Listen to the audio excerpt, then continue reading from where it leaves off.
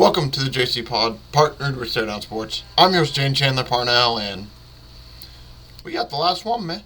We're finally down to the last one. Got a quick NFC West breakdown, and I'm not even going to lie to you. We ain't got much more to talk about. Let's just hop right into it today. So, looking at the AFC. Looking at the NFC West from last year. Very interesting league. 49ers obviously took over. And then right behind them, I mean, it was a really competitive division for the most part, other than the fact that, the Cardinals had their issues, obviously, with Kyler Murray and his injuries. But if you look at their division, 12-5 for the 49ers, 10-7 for the Rams, who also made the playoffs, 9-8 for the Seahawks last year, and then 4-13 for the Cardinals, who look to probably be a little bit better this year, I would assume. I don't think they're going to be much better, but they're at least going to be a little bit better, I would assume. But yeah, without any further ado, really, I don't think there's too much more to get into. I mean, the 49ers lost in the Super Bowl last year, but we'll talk about more of that when we get to them. But yeah, let's just talk about the Arizona Cardinals. Looking at the Arizona Cardinals, like I said, they're too deep. Kyler Murray backed up by Desmond Ridder and Clayton Tune. Running back wide is James Conner, Amari DiMercado, and Trey Benson. It sounds like James Conner is pretty much leading the way in that backfield for you fantasy people. Marvin Harrison Jr., Michael Wilson, Greg Dortch, Zay Jones, Chris Moore, and Zach Pascal are the wide receivers. Rondale Moore tore his ACL, I believe, or if not, he did something to his knee, so he's not going to be playing this season, sadly, for them. And then Trey McBride, Elijah Higgins are their tight ends. Defensively, they got Zaven Collins, Bilal Nichols, Justin Jones, Dante Stills, Mac Wilson Sr., Kazir White, Dennis Gardeck, Sean Murphy-Bunting, Jalen Thompson, Buda Baker, Max Mountain, and Grant Williams. Like I said, when it comes to this team, I don't expect them to be too much better. They'll be better, but I mean, obviously, from 4-win team, I think they're going to improve a little bit, but I still think there's a chance to finish back-to-back, go back-to-back, finishing last in their division. It's going to be tough, man. I think the 49ers are going to be good again this year unless something happens with Brandon Ayuk and that just completely implodes their wide receiver room. The Seahawks, I think they're going to be good again as well. And then I think the Rams I think are going to be also as good. I forgot to even mention them. I think they're going to be slightly better than the Seahawks. So just looking at that, it feels like there's a lot of issues when it comes to, trying to find wins in this team. Their over-under win total is 7.5 at plus 124. I'm probably going to lean the under just because I'm probably going to be over on most of these other teams. So there's no way all these teams go. So we'll go under 7.5 wins at minus 152. Like I said, probably not betting this one, honestly. Just going to take the under just to say I did take it. But looking at their schedule,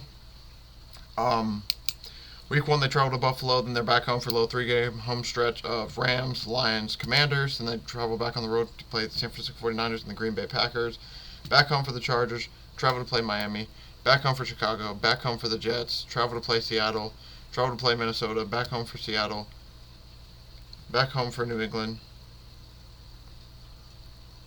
travel to Carolina, travel to LA, back home for the 49ers. Yeah, I mean, just looking across, I think Commanders will be a game they can potentially get. Chicago, Minnesota. But overall, I mean, Buffalo, that's going to be a tough game. LA Rams, that's going to be a tough game. Lions, tough games. I mean, 49ers right after, division game, that's going to be tough. Packers isn't going to be an easy out. This schedule is actually pretty hard for being one of the last place teams. Like I said, though, I think they'll be at least decent, but, I think they'll get about 6 or 7 wins, honestly. So there's really no reason for me to take this over or under at all. I think Kyler Murray's going to step up. He's going to be a little bit better last year. Marvin Harrison Jr., I think they'll be a little bit better. I think this will just be a build in year 2 in under Gannon and everything. They had fight last year, so I look for them to have a lot of fight again this year. I just don't know if they're going to be able to take the next step this season, just with the roster they have and just the talent they have. Because don't get me wrong, they have some talent, but they could use a little bit more. But when it does come to the Cardinals, I believe, if anything, did I even look it up? I did. Okay, so one thing I will probably take is James Conner over 6.5 rushing touchdowns. I do think he's going to be a focal point of their offense. You heard me read the running back room. I don't know how many more carries the other running backs are going to get besides the James Conner missing injury. You get plus 102 for James Conner's over 6.5 touchdowns. I believe that him to score 6 touchdowns is very, very, very doable. Yeah, I just think it's very doable. I don't know who else to take on the Cardinals when it comes to betting because I didn't want to see Kyler Murray healthy for a full season. I want to see how Marvin Harrison does a full season in this offense. Trey McBride would be tempting, but I'm not able to find really stuff for him.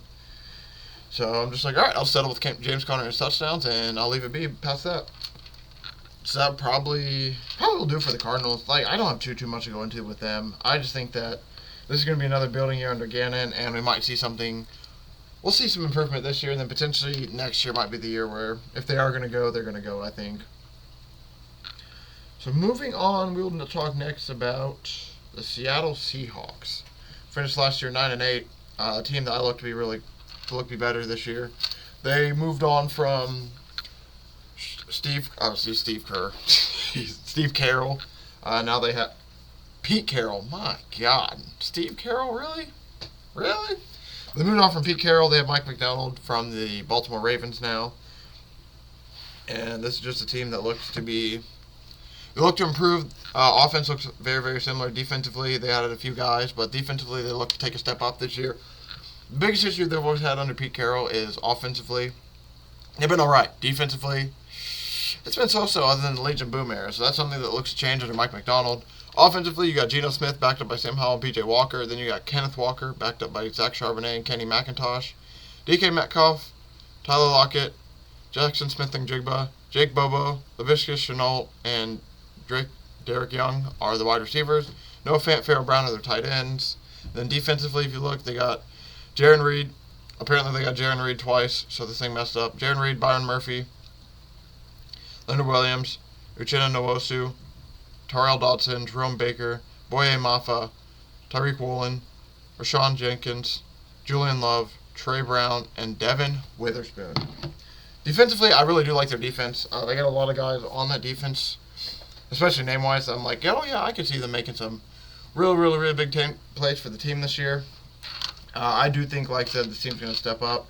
I already bet they're over in a fun little 4-leg parlay I have of some wild, yet some of my favorite over-unders. I have the Seahawks. They're over-unders at 7.5. I generally do think they will get over that.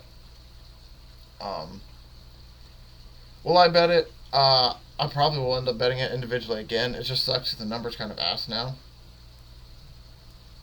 So 7.5. Sorry, I completely butchered this. Over 7.5 is minus 138.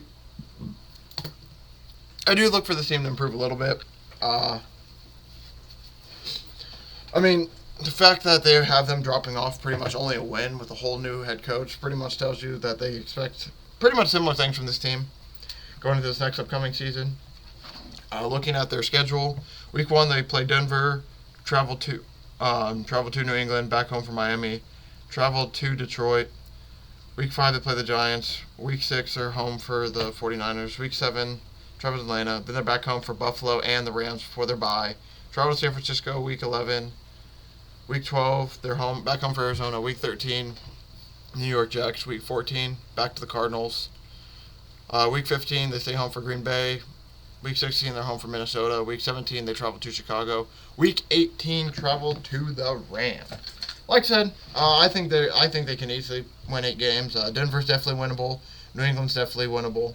They could steal a game in Miami potentially. I don't know if they will, but we'll say they won't just for sake of argument. They could definitely beat the Giants. There's 4. They split with San Francisco. There's 5, but maybe we'll say they won't just for this argument. Split the other 2 division games. There's 5 and 6. They can definitely beat Atlanta. There's 7. They sweep the Cardinals, which bitches you can. There's 8. They beat then you're looking for the Packers. It could be their 9th win. They could beat the Bears. There's their 10th win. I mean, this team could definitely get over 10 wins. It's just all going to come down to if the defense is going to improve. I think offensively they're going to look very similar. Maybe Geno Smith plays a little bit better than he did last year. But I think offensively it's going to look about the same. Maybe DK Metcalf catches a few extra red zone targets he wasn't able to catch last year because they were either way too inaccurate or just tough drops. But offensively, like I said, projected for them to be somewhat similar. Defensively, I look for them to take a little bit of a step up. I mean, Mike McDonald did wonders with the Baltimore Ravens defense, so I look for him to do potentially similar with this team. Looking through, I don't think there's actually anything I bet on Seattle. There is not. Because I'll admit, I want to look up some stuff for DK Metcalf. They didn't have his numbers up. I didn't really want to bet on Tyler Lockett. And Jackson Smith and Jigba, I'm not ready to get there yet. I want to watch another year of him in the offense. I know he's going to be good, but when it just comes to betting and everything, I'm a little scared, I'll admit. So I'm just going to watch, keep an eye on it. Maybe, something will pop off. And then this year, and then it'll be like, okay, Jackson Smith and Jigba, I'm ready to hop in on you. If we're being honest, kind of more of me waiting just for Tyler Lockett. I just feel like Tyler Lockett's going to eat a few more of those targets over Jackson Smith and Jigba. And nothing wrong with that, but just for betting-wise, it makes something that's like, yeah, let me just stay away from that then. Because I don't want to get up all in that and risk that. But these last two teams, I do have a lot more bet on, so I'll probably just move on. And by the way, sorry for burning through it. I woke up a little bit late this morning. So I wanted to burn through those teams a little bit quicker since I don't have too much to talk about them. And I'm gonna lie, because of the fact I really can't drink water for my doctors, because my surgery is today at the time of recording. I wasn't able to record last night, so I recorded in the morning. Due to the time of surgery and everything, your boy can't have water, so cottonmouth might become an issue. So I'm trying to burn through this a little bit before my voice becomes raspy and I have nothing left to give. But next we'll talk about the Rams, who finished 10-7 last year. Pretty impressive season by them. They ended up getting beat, though, by the Lions in the playoffs, which for Lions fans was awesome because it was a Jared Goff, Matt Stafford revenge game situation, and they pretty much got the best of both worlds. Not only did they beat Matthew Stafford, but they also got to move on with Jared Goff, Lions fans did. But this is a team that looks to bring back a lot of similar guys and take another step forward. As quarterback, starting-wise, Matthew Stafford, backed up by Jimmy Garoppolo, Stetson Bennett, Kyren Williams, Blake Corum as a running back. We'll probably see Blake Corum at some point this season. He'll probably get a decent amount of carries. Cooper Kupp, Puka Nacua, Demarcus Robinson, Tutu Atwell, Jordan Whittingham, and Tyler Johnson are wide receivers. Tyler Higbee, Colby Parkinson, Davis Allen are the tight ends. And you go defensively, they got Kobe Turner, Bobby Brown III, Byron Young, Ernest Jones IV, Christian Roseboom, oh, maybe there's no N, Roseboom? Jared Verse, Tre'Davious White, Cameron Curl, John Johnson III, Darius Williams, and Quentin Lake. As you noticed, there's one name I didn't say on the list, Aaron Donald. He's retired. Going to be a really weird season not to have Aaron Donald, honestly. Very curious what this team's going to look like without Aaron Donald, if we're being honest. It's just really weird to think about that, man, Aaron Donald is not on this team. He's been a staple for them for the last 10 seasons. It's not going to feel right, and it's going to look weird for a little bit not to see 9-9 out there on the defensive line. I think the Rams will be good this year. I think it'll be very, very similar where they get about 10 or 11 wins. I think very similar to what it was last year. They're a good team. And they still have Matt Stafford. Their over-unders at 8.5 wins. I definitely will take that over because at worst, I do think they go 9-8. It's just, the odds are horrible for this, so I'm not going to take the odds. Because minus 152, I want no part of that action, boss. But looking at their schedule real quick before we talk about some more bets. First game, they traveled to Detroit, then traveled to Arizona, back home for San Francisco, traveled to Chicago, back home for Packers. Week 6 bye is horrible. Week 7, they're home for the Raiders, and then home for Minnesota, travel to Seattle, home for Miami, travel to New England, home versus Philly, travel to New Orleans, home versus Buffalo, travel to San Fran, travel to the New York Jets, home versus Arizona, and then home versus Seattle. I think they can get 9 wins. I mean, you look at Arizona, Bears, Packers, there's 3 games potentially. If they split the division, there's 4, 5, 6. And then you're just looking for wins against potentially like Minnesota, Las Vegas, Miami, New England they can definitely beat, New Orleans they can beat, Buffalo potentially. I mean, assuming this team is still going to be good and Aaron Donald isn't their whole defense, I mean, they definitely can get over 9 wins. Their schedule is pretty fair, I'll say, for being a second-place team. They didn't get boned too hard at all when it comes to playing tough teams and all that. But like I said, we got to keep it moving a little bit, which kind of sucks because there is a little bit I would love to break into when it comes to like injuries, like Puka Nacua. Consider week to week with a bursa sack issue, but he should be fully healthy to go. Stuff like that. I would love to get into it a little bit more, but we're kind of up against the time-wise, so I'm going to keep the good pace going so that way in case there's stuff I need to bring up at the end, I can. One thing I'm going to be looking at, Cooper Kupp scored 13 receiving touchdowns. I'm not fully sold I want to take this because there's some other stuff you're going to see in a minute that I kind of have ideas on. But for plus 1,100, it's something I at least have to write down because, like I said, I brought it up in the show a good amount. We are going to talk about all my futures probably not next Thursday. It'll probably be the week after. So if that's the case, then you're going to hear me. You're going to hear a lot of these potentially that I brought up. Then like, we'll see. You might hear a few of those, or you might just, they might just not even get brought up anymore. And it's just like after I brought them up on this show, it's like, actually, I don't really like that as much as I thought I did. And it's just not brought up, but I at least mention it to other people who might be like, you know what? That actually sounds like something I like. Moving on, something that I probably won't take at all, but another one that's considering. Kupp and Puka Nacua to both have 10 receiving touchdowns is plus 1,600. The only way I can see this potentially going is like one guy gets hurt for a few weeks, the other guy gets a shit ton of touchdowns, and vice versa. That guy gets hurt, then he gets a few touchdowns, and then throughout the season they get like 5, say, and then Cooper Kupp mixes 3 weeks, and Puka's able to get a shit ton more, and then Puka misses a few weeks, Kupp's able to get more. But for 10 plus each, it's plus 1,600, massive odds. I will keep an eye on it. I'm writing in red, probably not going to bet it, but it's one, because the odds are so big, that's something I definitely want to keep an eye on. But if you know me, this is the last bet I do, or 2 more bets I have to give out. One for sure I'm going to take. The other one I'm probably going to take, still not fully decided. 1 plus field goal every game for the Rams is plus 2,200. I will just take it because I think this is going to be, looking at their schedule, they're going to be competitive. They're going to be in a decent amount of games, so I look for them just to potentially take the field goal chance. And hey, hopefully I get a little bit lucky and they all go for it. And then when it comes to the last one, it's Kyren Williams over 8.5 touchdowns. I wanted to bet Blake Corum as well, but I couldn't find any of his odds. But Kyren Williams over 8.5 touchdowns. Rushing is minus 108. So that's something I'm looking to take. That's something I'm looking to take. I'm really interested in it. I think Kyren Williams is going to have a really good season, but I also think Blake Corum is going to potentially have a decent season as well. But I really can't bet on him because the books didn't have anything up. And finally, this leaves us to the last team. Yet again, I apologize for how quick this was. I'll admit, kind of on me for waking up a little bit late, but I'll admit, I almost just said straight up, screw it, we'll just move it to next week, but I'm like, felt a little guilty. I'm like, fuck it, let's just at least get up and do it. Last team to talk about is the San Francisco 49ers. Really good season last year, ended up in the Super Bowl, just fell short to the Chiefs. Heartbreaking season for them. And right now they're dealing with some bullshit when it comes to Brandon Ayuk. So let's talk about the roster real quick while he's still there. You got Brock Purdy and Brandon Allen, Josh Jacobs back as the backups. Christian McCaffrey, Elijah Mitchell, Jordan Mason are the running backs. Wide receiver-wise, Deebo Samuel, Brandon Ayuk, for now. Juwan Jennings, Ricky Pearsall, Chris Conley, Jacob Coing. Tight end-wise, you have George Kittle, and then at fullback, you have Kyle Juszczyk still there. Trent Williams is not still at camp yet, but I'm assuming they're going to get him signed. There's no way they just don't sign him with how dominant and how important he is to their team.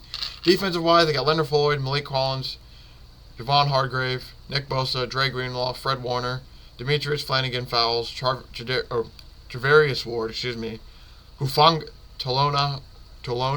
Hufanga, who's supposed to be coming back this season, Jair Brown, Ambry Thomas, and Demondre Lenore. I don't know why I said Demondre Lenore. I don't know why I said it like that. I'm trying to figure it out. But this team looks to be good again. We're reading their schedule real quick so we can at least get that through. Opening off the season Monday night against the Jets. Week 2 they play Minnesota. At Minnesota. Week 3 it's at the Rams. Week 4 home versus New England, then home versus Cardinals. Travel to Seattle. Home versus Chiefs. Home versus Dallas. Travel to Tampa Bay. Home versus Seattle. Travel to Green Bay. Travel to Buffalo. Home versus Chicago. Home versus Rams. Travel to Miami. Home versus Detroit, Monday Night Football. And then the last game of the season is at Arizona. Over-under win total-wise, I believe... Where is this at? I can't remember what it is. Over-under, they got 11.5 wins, plus 120. I think this could potentially be a 12-win team. I mean, you look at their schedule, they definitely have a schedule that's possible.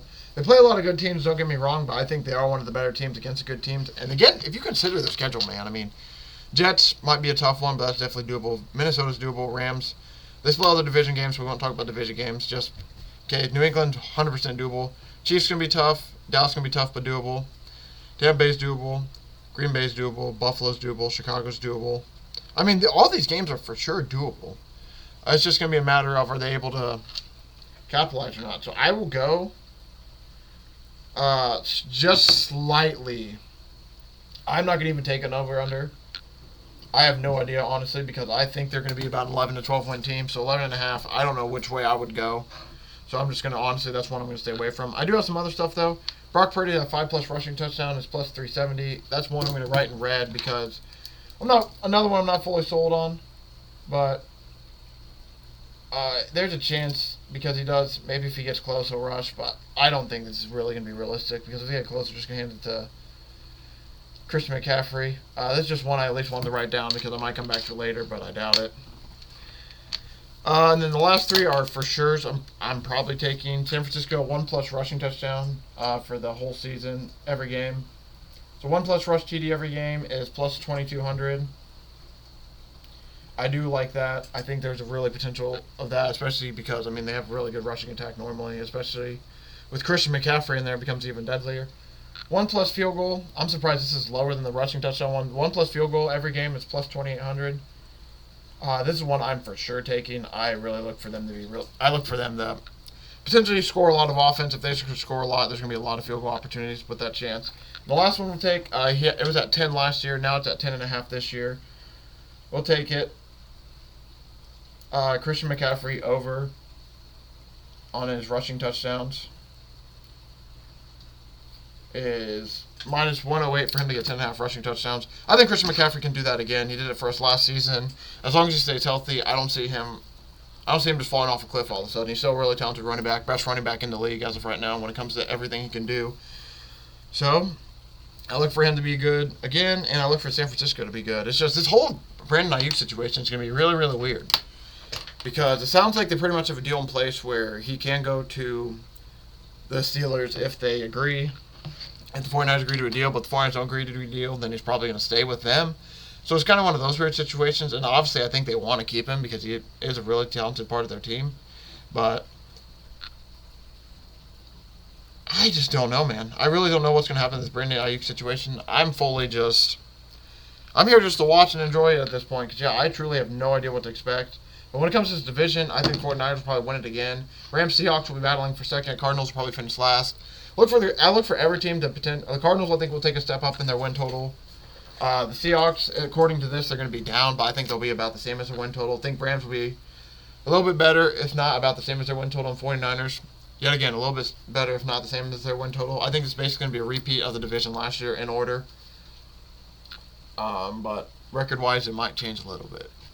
But thank you all for watching. Thank you for support. I really do appreciate it. Yet again, I'm really sorry this episode's short. I'm not able to cover any NFL news or anything else like that. It's just straight breakdown because, I got to basically leave in like 15 minutes at the time of recording this. So, I really do appreciate it. My plan is to be back next Thursday. I'm probably going to take Tuesday off just to heal a little bit. If everything's all good and I'm able to talk, you'll see me back on Thursday just to kind of talk some football right before we get ready to watch some college football that weekend, which will be really awesome. But NFC West-wise, very excited for this division. I'll admit, the NFC North and the NFC West, I didn't have too much betting-wise because these are two divisions that I think could be volatile a little bit. So I don't have too much crazy going on in them. Just a lot of long-shot stuff that could be fun to mess with. But past that, I think it's going to be a really interesting season when it comes to NFC West. A bunch of good teams. And they even got the Cardinals, who some might consider not the best team, but even they have a chance to be good with the roster they got. Kyler's back, Marvin Harrison. There's a lot that could happen in this NFC West. We're just going to have to see. But thank you all for watching. Thank you for support. I really do appreciate it. I'll see everyone back in this feed in about a week to just recover some football, just to cover some football, talk about what's happened in the past, and then just give you a little update on how I've been doing.